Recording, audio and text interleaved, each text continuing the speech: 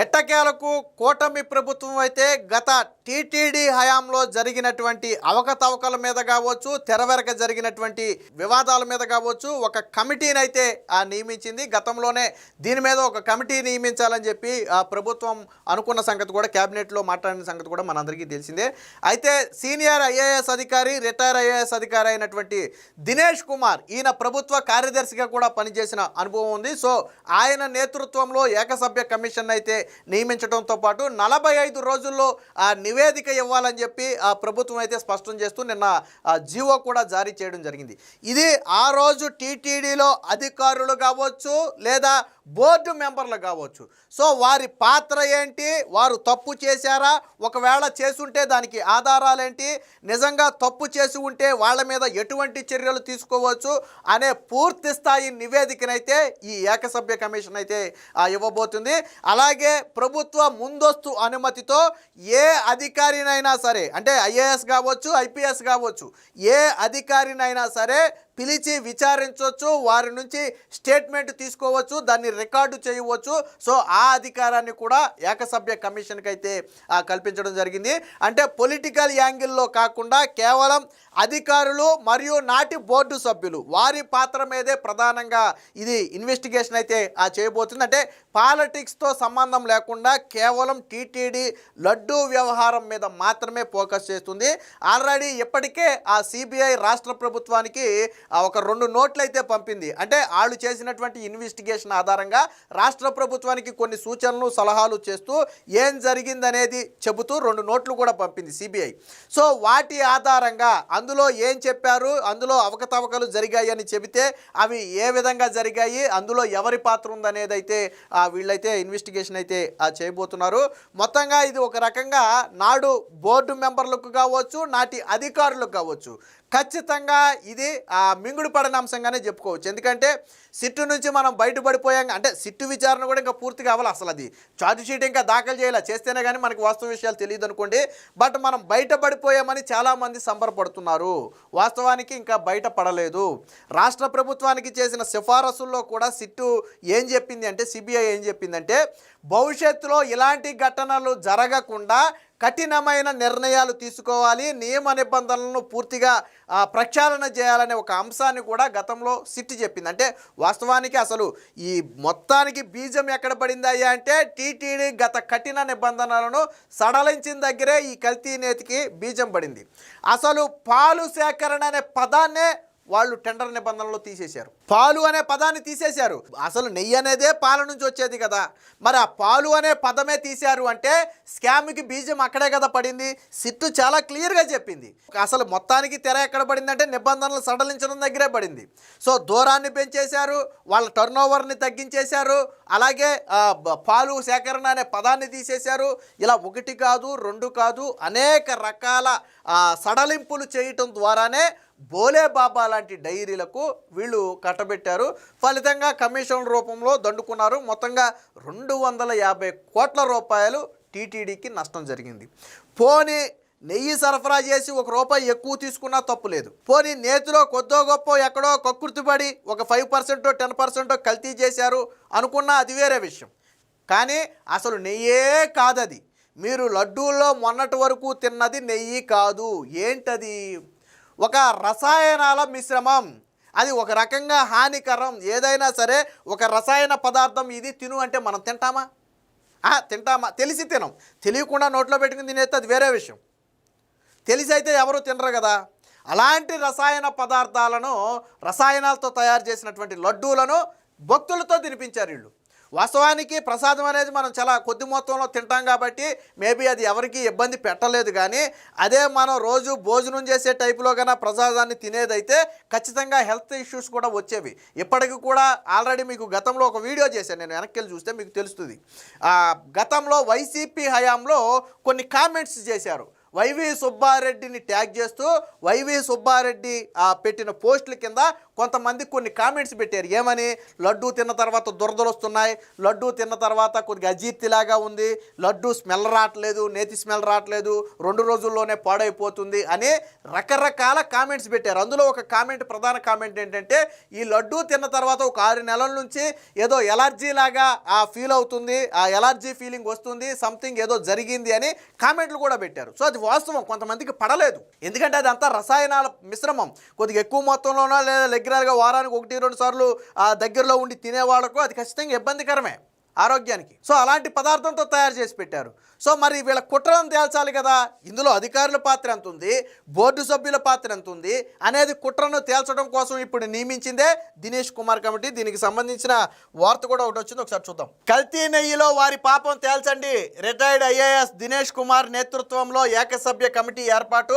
అప్పటి టీటీడీ సభ్యులు, అధికారుల తప్పిదాలపై విచారణ, రూల్స్ సడలింపుపై లోతైన పరిశీలన, అందులో ఎవరి బాధ్యత ఎంత అనేది తేల్చనున్న కమిటీ 45 రోజుల్లో నివేదిక, రాష్ట్ర ప్రభుత్వం ఉత్తర్వులు. అంటే దీనికి ఒక డెడ్ లైన్ కూడా 45 రోజులు, అంటే కరెక్ట్గా నెలన్నరలో ఈ నివేదికను కూడా సమర్పించాలి. ఎందుకంటే అవసరమైతే ఇప్పుడు రాష్ట్ర ప్రభుత్వానికి ఇంకొక ఆలోచన కూడా ఉంది. ఇప్పుడు ఆల్రెడీ సుప్రీంకోర్టులో సిబిఐ తన ఛార్జ్ షీట్ని వేయబోతుంది, ఎందుకంటే సుప్రీంకోర్టు పర్యవేక్షణలో ఉంది కాబట్టి. అవసరమైతే అదనంగా రాష్ట్ర ప్రభుత్వం ఇంప్లీడ్ అయ్యి ఈ కమిటీ ఇచ్చినటువంటి నివేదికను కూడా సుప్రీంకోర్టుకి ఇవ్వచ్చు. సో ఆ ఆలోచనతో కూడా రాష్ట్ర ప్రభుత్వం ఉన్నట్టుగా అయితే మనకు తెలుస్తుంది. తిరుమల తిరుపతి దేవస్థానానికి కల్తీ నెయ్యి సరఫరా ఉదాంతంలో నాటి బోర్డు సభ్యులు, అధికారుల వైఫల్యాలు, తప్పిదాలను తేల్చాలని రాష్ట్ర ప్రభుత్వం నిర్ణయించింది. దీనికోసం రిటైర్డ్ ఐఏఎస్, ప్రభుత్వ మాజీ ప్రధాన కార్యదర్శి అయినటువంటి దినేష్ కుమార్ నేతృత్వంలో ఏకసభ్య కమిటీని నియమించింది. ఈ మేరకు ప్రభుత్వ ప్రధాన కార్యదర్శి విజయానంద్ అయితే ఉత్తర్వులు జీవో నెంబర్ 458 అయితే జారీ చేశారు. తిరుమల దేవస్థానానికి కల్తీ నెయ్యి సరఫరా వ్యవహారంపై సుప్రీంకోర్టు ఆదేశాల మేరకు సిబిఐ నేతృత్వంలోని ప్రత్యేక దర్యాప్తు బృందం సిట్ విచారణ జరిపింది. గత నెల 23న కోర్టులో తుది ఛార్జ్షీట్ దాఖలు చేసింది. దీంతోపాటు సిబిఐ జాయింట్ డైరెక్టర్ తన సంతకంతో 2 నివేదికలను రాష్ట్ర ప్రభుత్వానికి పంపించారు. టీటీడీ నెయ్యి టెండర్లలో జరిగిన గోల్మాల్ కావచ్చు, నిబంధనల ఉల్లంఘన కావచ్చు, అధికారుల స్థాయిలో జరిగిన తప్పిదాలు కావచ్చు, బోర్డు సభ్యుల పనితీరు కావచ్చు, అనేక అంశాలను ఇందులో ప్రస్తావించారు. సో టెండర్ నిబంధనలు సడలించడం వల్లే నెయ్యి కల్తీ సరఫరాకు రాచబాటలు పడ్డాయని, అందులో అధికారుల పాత్ర ఉందని చెప్పి సిబిఐ జేడీ పంపించిన నోట్లో ఉంది. సో ఇప్పుడు ప్రధాన విచారణ దేని మీద జరుగుతుందంటే ఈ సిబిఐ జేడీ పంపించినటువంటి నోట్లో ఉన్న అంశాల మీదే జరుగుతుంది.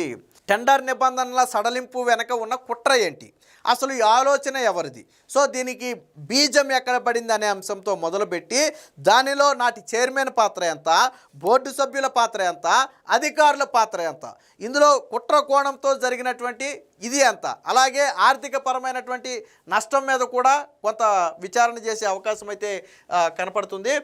సో సరఫరా అనేది కల్తీ నెయ్యి సరఫరా అనేది ఘోరమైన అపచారం, నేరం అని పేర్కొంటూ ఇకపై ఇలాంటి తప్పులకు ఆస్కారం లేకుండా టీటీడీలో పాలనా పరంగా, విధాన పరంగా సమూల ప్రక్షాళన చేపట్టాలని ప్రభుత్వానికి సిఫారసు చేసింది. సో ఇదొక కీలకమైనటువంటి సిఫారసు.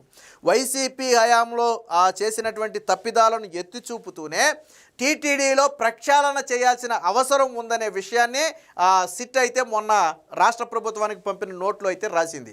సో ఆ ప్రక్షాళన చేయాలి అన్నా ఇప్పుడు ఈ కమిటీ ఇచ్చే నివేదిక మీద ఆధారపడి ఉంటుంది. ఫర్ ఎగ్జాంపుల్ లూప్ హోల్ ఎక్కడ ఉంది అనేది ఈ కమిటీ గుర్తించగలిగితే దాన్ని ఫుల్ఫిల్ చేస్తారు, లూప్ హోల్ లేకుండా దాన్ని భర్తీ చేస్తారు. సో అసలు ఎక్కడ తప్పు జరిగింది, అంటే సాధారణంగా మన వ్యవస్థలో అనేక లూప్ హోల్స్ ఉంటాయి. సో ఎక్కడ ఏది జరిగినా ఆ లూప్ హోల్స్ను ఉపయోగించుకునే చేస్తారు. అలాంటి లూప్ హోల్స్ కనుక కనిపెట్టగలిగితే వాటి మీద కఠిన నిర్ణయాలు తీసుకుని నిబంధనలు మరింత కఠినతరం చేయటం వల్ల ఏమవుద్దంటే ఆ లూప్ హోల్స్ ద్వారా ఇలాంటి కల్తీలకు పాల్పడే అవకాశం లేకుండా చేయొచ్చు. కాబట్టి ఈ కమిటీ ఇచ్చే నివేదిక మీద ఆధారపడే రేపొద్దున రాష్ట్ర ప్రభుత్వం ఇంకా రూల్స్ ఏదైనా కఠినతరం చేయాలి అంటే ఆ దిశగా కూడా నిర్ణయం తీసుకుంటుంది. ఈ నేపథ్యంలోనే నాటి కల్తీ ఉదాంతంపై కమిటీ సభ్యులు, అధికారులు పాలనాపరమైన వైఫల్యాలను గుర్తించి వాటి ఆధారంగా చర్యలు తీసుకోవాలని ప్రభుత్వం భావిస్తుంది. అందుకే ఏకసభ్య కమిటీని ఏర్పాటు చేసింది. నెయ్యి కల్తీ ఉదాంతంపై సిబిఐ ప్రభుత్వానికి పంపించిన నోట్లను పరిశీలించి తప్పులు చేసిన నాటి బోర్డు సభ్యులు, సీనియర్ అధికారుల వైఫల్యం వైఫల్యాలు, తీసుకోవాల్సిన చర్యలపై ఈ కమిటీ అయితే ప్రభుత్వానికి నివేదిక సమర్పిస్తుందని చెప్పి నిన్న సిఎస్ విడుదల చేసినటువంటి నివేదికలు అయితే ఉంది. సో కమిటీ పరిశీలించే అంశాలు ఏంటనేది ఇక్కడ స్పష్టంగా ఒక వివరణ కూడా ఇచ్చారు. నెయ్యి టెండర్ నిబంధనలు సడలించడం వెనక ఉద్దేశాలు, అలాగే దానిలో ఉన్న లోపాలు, అలాగే పాలనా వైఫల్యాలు అంటే బోర్డు మెంబర్స్ వైఫల్యాలను అంచనా వేయటం, టెండర్ నిబంధనలను సడలించడంలో శ్రద్ధ వహించారా, నిబంధనల ప్రకారం నడుచుకున్నారా, ఇందుకు హేతుబద్ధత ఉందా అనేది కమిటీ పరిశీలిస్తుంది. సిట్ గుర్తించిన లేవనెత్తిన వైఫల్యాలలో కమిటీ సభ్యులు, అధికారుల పాలనాపరమైన బాధ్యత ఎంత అనేది గుర్తిస్తుంది. ఇదే ఈ కమిటీ యొక్క ప్రధాన ఉద్దేశం. సిట్ గుర్తించినటువంటి వైఫల్యాలలో నాటి బోర్డు సభ్యుల పాత్ర ఎంత, అలాగే అధికారుల పాత్ర ఎంత, అందులో అందరి పాత్ర ఉందని మనం చెప్పలేం. సో ఏ అధికారి పాత్ర ఎంత ఉంది, ఒకవేళ నిజంగా వాళ్ళ పాత్ర ఉంటే వాళ్ళ మీద ఏ చర్యలు తీసుకోవచ్చు అనేది కూడా ఈ కమిటీ సిఫారసు చేయడానికి రైట్స్ ఉంది. ఫర్ ఎగ్జాంపుల్, ఇదిగోండి పలానా అధికారి ఈ తప్పిదం చేశాడు, సో ఈ అధికారి మీద ఈ చర్య తీసుకోవాలని ప్రభుత్వానికి సిఫారసు చేయొచ్చు. తీసుకోకపోవడం తర్వాత సంగతి. బట్ ప్రభుత్వానికి సిఫారసు చేసే రైట్స్ అయితే ఈ కమిటీకి అయితే ఇవ్వటం జరిగింది. ఈ కమిటీ పరిశీలన పూర్తిగా, సో ఇక్కడ చూడండి గుర్తు చేసింది, బాధ్యులపై ఎలాంటి చర్యలు తీసుకోవాలో సిఫారసు చేయాల్సి ఉంటుంది. ఈ కమిటీ పరిశీలన పూర్తిగా పాలనాపరమైన, ప్రభుత్వపరమైన కోణంలో పరిమితం కావాలని సిఎస్ దిశానిర్దేశం చేశారంటే రాజకీయ కోణంలోకి వెళ్లకుండా కేవలం టీటీడీ పరిధిలో మాత్రమే దీని విచారణ జరుగుతుంది. అంటే టీటీడీ పరిధి అంటే ఎవరు ఉంటారు, ఇంకా అయితే అధికారులు అయితే బోర్డు మెంబర్సు. సో ఆ పరిధిలో మాత్రమే విచారణ జరగాలి, రాజకీయ కోణంలోకి వెళ్ళొద్దని చెప్పి నిన్న సూచన కూడా చేశారు. సో విచారణ సందర్భంగా ప్రభుత్వ ఆమోదంతో కమిటీ ఏ అధికారినైనా పిలవచ్చని, లిఖితపూర్వక సమాధానాలు తీసుకోవచ్చని, రికార్డులను పరిశీలనకు తీసుకోవచ్చని తెలిపారు. కమిటీ తన పరిశీలనను 45 రోజుల్లోగా పూర్తి చేసి ప్రభుత్వానికి నివేదిక అందించాలని ఆదేశించారు. కమిటీ విచారణకు టీటీడీ పూర్తిగా సహకరించాలని ఆదేశాలు జారీ చేశారు. సో ఏ అధికారినైనా సరే, నాడు ఈఓ కావచ్చు, అడిషనల్ ఈఓ కావచ్చు, లేదా టీటీడీలో ఉన్నటువంటి ఇతర విభాగాలకు చెందినటువంటి అధికారులు కావచ్చు, వాళ్ళు ఎవరినైనా సరే ముందస్తు అనుమతితో, ప్రభుత్వ అనుమతితో ముందు ఇలాగా పలానా వ్యక్తిని మేము విచారం చేయాలి అనుకుంటున్నామని చెప్పి ప్రభుత్వానికి ఇన్ఫామ్ చేసి ఆ వ్యక్తిని పిలిచి ఆ వ్యక్తిని విచారించి అవసరమైతే రికార్డెడ్గా తీసుకుని దాన్ని పరిశీలించే అధికారం కూడా మళ్ళీ వీళ్ళకైతే ఇవ్వడం జరిగింది. అంటే రాజకీయాలతో సంబంధం లేకుండా కేవలం టీటీడీ కోణంలో కల్తీకి ప్రధాన కారణం ఏంటి, ఎవరి వైఫల్యం ఉంది, ఎవరి కుట్ర ఇందులో ఉంది అనేది తేల్చడానికే దినేష్ కుమార్ కమిటీని అయితే ఏర్పాటు చేయడం జరిగింది. ఖచ్చితంగా ఈ కమిటీ గన మరికొన్ని విషయాలు, మొన్న సిట్ లేవనెత్తినటువంటి విషయాలకు సంబంధించి మరికొన్ని లోతైన పరిశీలన జరిపి మరికొన్ని విషయాలు కన్నా బయటకు తీయగలిగితే ఇది ఈ కేసుకు పురోగతికి మరింత ఉపయోగపడుతుంది. నేను ఆల్రెడీ ఇందాకే చెప్పినట్టుగా ఆల్రెడీ సుప్రీంకోర్టు చేతిలో ఈ కేసు ఉంది కాబట్టి అవసరమైతే రాష్ట్ర ప్రభుత్వం ఈ కమిటీ ఇచ్చినటువంటి నివేదిక ఆధారంగా ఇంప్లీడ్ అయ్యి, గతంలో చంద్రబాబు గారు కూడా చెప్పారు, రాష్ట్ర ప్రభుత్వం తరపున మనం ఇంప్లీడ్ అవ్వడానికి అవకాశం ఉందా పరిశీలించండి న్యాయపరంగానే. సో ఇంప్లీడ్ అయ్యి ఇదిగోండి మేము వేసినటువంటి కమిటీ కూడా ఈ వాస్తవాలను తేల్చింది, దానికి సంబంధించిన ఆధారాలు ఇవి, సో ఇంకా మరికొంతమంది పాత్ర ఇందులో ఉంది, లేదా మరొక కుట్రకోణం మాకు బయటపడిందనే అంశాలను తెలియజేస్తూ అవసరమైతే ఆ సిట్తో పాటు ఇంప్లీడ్ అయ్యే అవకాశం కూడా ఉంటుంది. ఏది ఏమైనా మొత్తంగా గతంలో జరిగినటువంటి పాలనాపరమైనటువంటి లోపాలన్నిటినీ కూడా గుర్తించి నివేదిక ఇచ్చేందుకే దినేష్ కమిటీని అయితే ఏర్పాటు చేశారు. ఒక రకంగా ఇది వైసీపీ నాయకులకు మింగుడు పడిన అంశం.